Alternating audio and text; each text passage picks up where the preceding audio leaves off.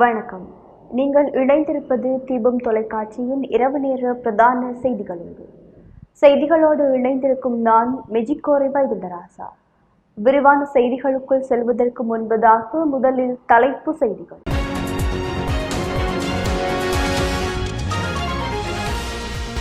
நாடளாவிய ரீதியில் முடக்க நிலை இல்லை, புதிய கட்டுப்பாடுகள் அறிவிப்பு. சந்நிதியான் ஆச்சிரமம் தனிமைப்படுத்தல் சட்டத்தின் கீழ் மூடப்பட்டது. அரசின் மிருகத்தனமான நடவடிக்கையின் ஒரு படி மாணவ ஆர்வலர்களை கைது செய்த நடவடிக்கை சஜித் குற்றச்சாட்டு. ஆசிரியர் சங்கங்களினால் முன்னெடுக்கப்பட்டு வரும் போராட்டத்துக்கு சர்வதேச இந்து இளைஞர் பேரவை பூரண ஆதரவு. டெல்டா திரிபு கொரோனா நோயாளர்களின் எண்ணிக்கை 117ஆக அதிகரிப்பு. நாடாளுமன்றத்தின் இரு அவைகளிலும் வெளிநடப்பு செய்த எதிர்க்கட்சியினர் விவசாயிகளுடன் இணைந்து போராட்டத்தில் ஈடுபாடு. அமெரிக்காவில் உள்ள ஹாங்காங் குடியிருப்பாளர்களுக்கு தற்காலிக பாதுகாப்பான புகலிடத்தை வழங்கல் ஜோ பைடன் தெரிவிப்பு. டோக்கியோ ஒலிம்பிக் தொடரின் கராத்தே போட்டியில் முதல் முறையாக ஸ்பெயின் தங்கம் வென்றுள்ளது.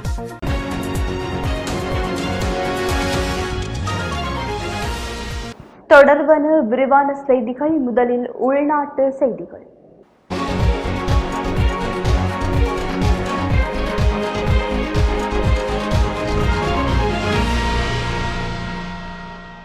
நாடளாவிய ரீதியில் முடக்க நிலை அமுல்படுத்தப்படாது எனவும், ஆனாலும் சில இறுக்கமான கட்டுப்பாடுகள் விதிக்கப்பட உள்ளதாகவும் இராணுவ தளபதி ஜெனரல் சவேந்திர சில்வா தெரிவித்துள்ளார். ஜனாதிபதி தலைமையில் இன்று இடம்பெற்ற விசேட கலந்துரையாடலின் போது இந்த தீர்மானம் மேற்கொள்ளப்பட்டுள்ளதாக அவர் தெரிவித்துள்ளார். அதற்கமைய 500க்கு அதிகமான இருக்கைகளை கொண்ட மண்டபங்களில் இடம்பெறும் சகல நிகழ்வுகளிலும் 150 பேர் மாத்திரமே கலந்து கொள்ள அனுமதி வழங்கப்பட்டுள்ளது. அவ்வாறே 500க்கு குறைந்த இருக்கைகள் கொண்ட மண்டபங்களில் 100 பேர் மாத்திரமே பங்கு பெற்ற அனுமதி வழங்கப்பட்டுள்ளதாகவும், அத்துடன் அரச நிகழ்வுகள் அனைத்தும் செப்டம்பர் மாதம் 1ஆம் தேதி வரையில் பிற்போடப்பட்டுள்ளதாகவும் இராணுவ தளபதி ஜெனரல் சவேந்திர சில்வா தெரிவித்துள்ளார். மேலும் மரண நிகழ்வுகளில் 25 பேர் மட்டுமே பங்கு கொள்ள முடியும் எனவும் அவர் குறிப்பிட்டுள்ளார். அரசு அலுவலகங்களுக்கு சேவைக்காக அத்தியாவசியமானவர்களை மாத்திரமே அழைக்க முடியும் என்றும் அறிவிக்கப்பட்டுள்ளது. எதிர்வரும் திங்கட்கிழமை முதல் இந்த நடைமுறை அமலுக்கு வர உள்ளதாக இராணுவ தளபதி ஜெனரல் சவேந்திர சில்வா தெரிவித்துள்ளார். மேலும் அலுவலகங்களில் அதிகபட்சமாக இருக்கக்கூடிய ஊழியர்களின் எண்ணிக்கையை அதன் பிரதானியை தீர்மானிக்க வேண்டும் என அவர் தெரிவித்துள்ளார். இதேவேளை செப்டம்பர் மாதம் 1ஆம் தேதி வரையில் அனைத்து அரச நிகழ்வுகளும் ஒத்திவைக்கப்பட்டுள்ளதாகவும் அவர் தெரிவித்துள்ளார். அதிக எண்ணிக்கையிலான பக்தர்களை அழைத்து அன்னதானம் வழங்கியதால் சந்நிதியான் ஆச்சிரமம் தனிமைப்படுத்தல் சட்டத்தின் கீழ் மூடப்பட்டுள்ளது. பருத்தித்துறை சுகாதார மருத்துவ அதிகாரியின் அறிவுறுத்தலின் அந்த பகுதிக்கு பொறுப்பான பொது சுகாதார பரிசோதகரினால் இவ்வாறு இன்று பிற்பகல் அறிவித்தல் ஒட்டப்பட்டு மூடப்பட்டது. வரலாற்று சிறப்புமிக்க தொண்டமானாறு செல்வச்சன்னதி ஆலய வருடாந்த பெருந்திருவிழா இன்று ஆரம்பமானது. சுகாதார கட்டுப்பாடுகளின் கீழ் மட்டுப்படுத்தப்பட்ட அடியவர்களுடன் திருவிழாக்களுக்கு அனுமதி அளிக்கப்பட்டுள்ளது. இந்நிலையில் இன்று நண்பகலுக்கு பின் சந்நிதியான் ஆச்சிரமத்தின் அடியவர்களுக்கு அன்னதானம் வழங்கப்பட்டது.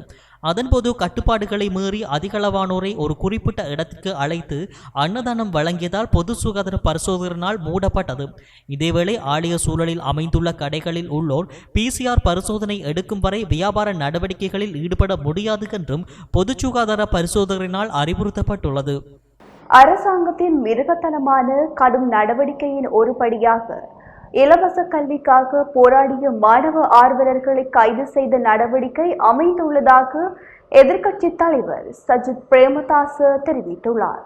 இன்று காலை அனைத்து பல்கலைக்கழக மாணவர் ஒன்றியத்தின் ஏற்பாட்டால் வசந்த முதலிகே, ஜெயவர்தனபுர பல்கலைக்கழக மாணவர் ஒன்றியத்தின் தலைவர் அபில சந்தீப உள்ளிட்ட 5 பேரை போலீசார் கைது செய்துள்ளனர். இந்நிலையில் கைது செய்தவர்களை பார்வையிட தலங்கம போலீஸ் நிலையம் சென்ற எதிர்க்கட்சி தலைவர் சஜித் பிரேமதாச அதன் பின்னர் ஊடகங்களுக்கு கருத்து தெரிவிக்கும் போது அவர் இவ்வாறு தெரிவித்துள்ளார்.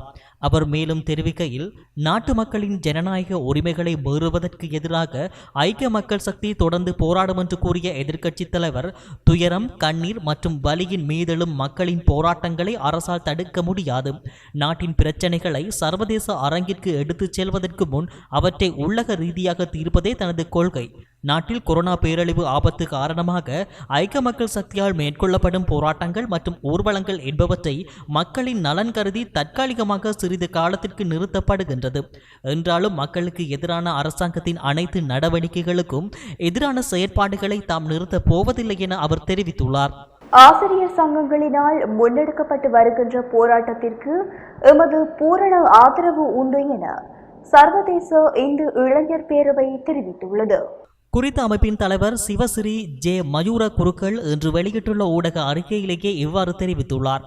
அறிக்கையில் மேலும் தெரிவிக்கப்பட்டுள்ளதாவது, அந்த வகையில் நாட்டில் உள்ள அனைத்து துறைகளையும் சார்ந்த அத்தனை அதிகாரிகளையும் அறிஞர்களையும் உருவாக்கியவர்கள் இவ்வாசிரியர்களே. எனவே அவர்களின் பிரச்சனைகளை தீர்க்க வேண்டிய கடமை அனைவருக்கும் இருக்கின்றது. ஆதரவு நல்க வேண்டியது எமது ஒவ்வொருவர்களின் கடமையாகும். சமூகத்திலே பார்வையாளர்களாகவே மட்டும் இருப்பதால் எதுவும் கிடைக்கப் போவதில்லை. பங்காளர்களாக மாறுங்கள். பார்வையாளர்களாக சமூகத்தில் இருக்கும் வரை நாம் எதனையும் பெற்றுக்கொள்ள முடியாது. பங்காளர்களாக மாறும்போது நாம் எமக்கான தேவைகளை பெற்றுக்கொள்ள முடியும். இன்று ஆசிரியர்கள் தமக்காக மட்டுமல்ல, அனைத்து துறை சார்ந்தவர்களுக்குமாகவே போராடி கொண்டிருக்கின்றனர் என்பதை நாம் விளங்கிக் கொள்ள வேண்டும். ஆக அவர்களின் போராட்டம் என்ன காரணங்களுக்காக முன்னெடுக்கப்படுகின்றதோ அந்த இலக்கினை அவர்கள் அடைய வேண்டும். அதுவரை அவர்களுக்கு ஆதரவு வழங்க வேண்டிய தேவை அனைவருக்கும் உண்டு. எனவே அவர்கள் போராட்டம் வெற்றி பெறும் வரை எமது ஆதரவுகள் அவர்களுக்கு தொடர்வதோடு எம் குரல் அவர்களுக்காக சேர்ந்து ஒலிக்கும் என்றுள்ளது என அந்த அறிக்கையில் குறிப்பிடப்பட்டுள்ளது. கொரோனா வைரஸின் டெல்டா திரிவுடன் அடையாளம் காணப்பட்ட கொரோனா நோயாளர்களுடைய எண்ணிக்கை 117 அதிகரித்துள்ளது. நாடளாவிய ரீதியில் மேற்கொள்ளப்பட்ட எழுமாறான கொரோனா பரிசோதனைகளில் டெல்டா திரிபுடன் மேலும் பலர் அடையாளம் காணப்பட்டுள்ளனர். இதனையடுத்து கொரோனா வைரஸ் டெல்டா திரிபுடன் அடையாளம் காணப்பட்ட கொரோனா நோயாளர்களின் எண்ணிக்கை 117 அதிகரித்துள்ளது. இலங்கையில் ஒரு நாளைக்கு 150க்கும் 200க்கும் இடைப்பட்ட உடல்களை தகனம் செய்யக்கூடிய வசதியை ஏற்படுத்த வேண்டிய நேரம் வந்துவிட்டதாக பேராசிரியர் சுனேத் அகம்பொடி தெரிவித்துள்ளார். இலங்கையின் கொரோனா நிலைமைகள் தொடர்பாக தனது ட்விட்டர் பக்கத்தில் இவ்வாறு குறிப்பிட்டுள்ளார். டெல்டா வைரஸ் பரவலை கட்டுப்படுத்தும் விடயத்தில் இலங்கை அரசு துணிச்சலான முடிவை எடுத்தது. இந்த சவாலின் ஒரு பகுதியாக ஒரு நாளைக்கு 150 தொடக்கம் 200 திறன் கொண்ட வெகுஜன தகனம் செய்யும் வசதியை உருவாக்க வேண்டிய நிலைமை ஏற்பட்டுள்ளது எனவும் அவர் குறிப்பிட்டுள்ளார். சுனேத் அகம்படி ராஜரட்ட பல்கலைக்கழகத்தின் மருத்துவபீட புற்றுநோயியல் துறை பேராசிரியரும் தொற்று நோயியல் நிபுணர் மற்றும் ஆராய்ச்சியாளர் என அனைவராலும் நன்கு அறியப்பட்டவராவார். முன்னாள் நாடாளுமன்ற உறுப்பினர் ரஞ்சன் ராமநாயக்கவுக்கும் கொரோனா வைரஸ் தொற்றுள்ளமை உறுதி செய்யப்பட்டுள்ளது. அங்குனு கொலபொலச சிறையில் தடுத்து வைக்கப்பட்டிருந்த நிலையில் அவருக்கு தொற்று இருப்பது உறுதி செய்யப்பட்டுள்ளது. நீதிமன்ற அவமதிப்பு குற்றத்திற்காக 4 ஆண்டுகள் சிறை தண்டனை அனுபவித்து வரும் அவர் தற்போது அங்குனு கொலபொலச கோவிட்-19 சிகிச்சை மையத்தில் சிகிச்சை பெற்று வருவதாக சிறைச்சாலை செய்தி தொடர்பாளர் சந்தன ஏகநாயக்க தெரிவித்துள்ளார். எவ்வாறு இருப்பினும் ரஞ்சன் ராமநாயக்காவின் நிலை கவலைக்கிடமாக இல்லை எனவும் அவர் கூறியுள்ளார்.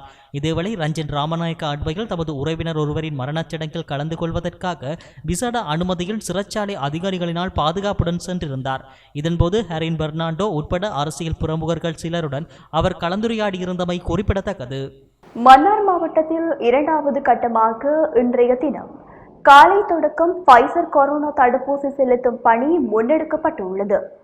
மன்னார் மாவட்டத்தில் உள்ள கரையோர பிரதேசங்களில் உள்ள அபாயம் கூடிய கிராமங்கள் அடையாளம் காணப்பட்டு முன்னுரிமையின் அடிப்படையில் குறித்த கிராமங்களைச் சேர்ந்த 30 வயதிற்கு மேற்பட்டவர்களுக்கு கடந்த மாதம் ஃபைசர் கொரோனா தடுப்பூசி வழங்கப்பட்டது. இந்த நிலையில் விடுபட்டவர்களுக்கு குறித்த தடுப்பூசி செலுத்தும் பணி 2வது கட்டமாக இன்று முன்னெடுக்கப்பட்டது. மன்னார் சுகாதார வைத்திய அதிகாரி பிரிவில் மன்னார் சித்தி விநாயகர் இந்து தேசிய பாடசாலை மற்றும் தாழ்வுப்பாடு ஆலய வளாகத்திலும் தடுப்பூசி செலுத்தும் பணி இடம்பெற்றது.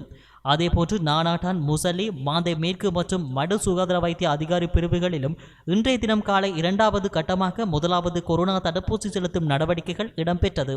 மன்னார் மாவட்ட பிராந்திய சுகாதார சேவைகள் பணிப்பாளர் வைத்திய டீனா வினோதன் தலைமையில் சுகாதார வைத்திய அதிகாரிகள், சுகாதாரத்துறையினர் ஆகியோர் இணைந்து இராணுவ மற்றும் விமானப்படையினரின் உதவியுடன் இன்றைய தினம் ஃபைசர் தடுப்பூசி செலுத்தும் பணியை முன்னெடுத்திருந்தனர். இதன்போது 30 வயதிற்கு மேற்பட்ட மன்னார் மாவட்டத்தைச் சேர்ந்தவர்கள் ஃபைசர் தடுப்பூசியை ஒதுக்கப்பட்ட நிலையங்களுக்கு சென்று தடுப்பூசியை பெற்றுக் கொண்டுள்ளமையும் குறிப்பிடத்தக்கது. கிளிநொச்சி பெரியகுளம் பகுதியில் பரீட்சார்த்தமாக பயிரிடப்பட்ட புதிய வகை நெல் வகைகளின் அறுவடை நிகழ்வு இன்று இடம்பெற்றுள்ளது. புளியம்பொக்கனை கமநல சேவை திணைக்கள பிரிவின் கீழ் பெரியகுளம் பகுதியில் பரீட்சார்த்தகமாக புதிய வகை நெல்லினம் BG-31 BG 300 BW 14 13 22 என நெல்லினம் சிறுபோக பயிற்சியில் உற்பத்தி செய்யப்பட்டு அதற்கான அறுவடை விழா இன்றைய தினம் புளியம்பொக்கடே கமநல சேவை திணைக்களத்தின் விவசாய போதனா ஆசிரியர் தலைமையில் நடைபெற்றது. இந்நிகழ்வில் கமக்கார அமைப்புகள் விவசாயிகள் என பலரும் கலந்து கொண்டனர். வயவிழா நடந்து இது விவசாய திணைக்களத்தால் இந்த வயவிழா நடக்குது. இதில் இதில் பேர் வெரைட்டி அடாப்டபிலிட்டி ட்ரையல். இதில் 6 இனம் நாங்கள் வச்சிருக்கிறோம். இந்த 6 இனம் இன்னும் விவசாயியோட கையில் நாங்கள் வெளியிடல. இதில் இன்னும் நாங்கள் இந்த அறுவடை என்ன, இதுக்கு என்னென்ன நோய் வந்தது, இதில் எது விவசாய கேட்டுன்னு சொல்லி இன்னும் நாங்கள் இதில் மிகச்சிறந்த தொழில்நுட்ப விவசாய இதில் நாங்கள் கையளிப்போம். திருகோணமலை அனுராதபுரம் சந்தையில் தனியார் கட்டிடம் ஒன்றில் மின் தாக்கியதால் வயோதிபர் ஒருவர் வைத்தியசாலையில் அனுமதிக்கப்பட்டுள்ளார். குறித்த சம்பவம் இன்று இடம்பெற்றுள்ள நிலையில் பாதிக்கப்பட்ட வயோதிபர் திருகோணமலை பொது வைத்தியசாலையில் அனுமதிக்கப்பட்டுள்ளார். குறித்த நபர் தமது வாழ்வாதார தொழிலாக கட்டடங்களுக்கு பூச்சி பூசும் தொழிலை மேற்கொண்டு வந்துள்ளார். இந்த நிலையில் அவர் இன்று வேலை செய்து கொண்டிருந்த சந்தர்ப்பத்தில் மின்சாரம் தாக்கியுள்ளதாக தெரிய வருகிறது. சம்பவத்தில் திருகோணமலை கப்பல் துறை பகுதியைச் சேர்ந்த நபர் ஒருவரே பாதிக்கப்பட்டுள்ளதாக போலீசார் தெரிவித்துள்ளனர். சிறியொரு விளம்பர இடைவெளியை தொடர்ந்து இந்திய மற்றும் சர்வதேச மற்றும் விளையாட்டு செய்திகள் தொடரும்.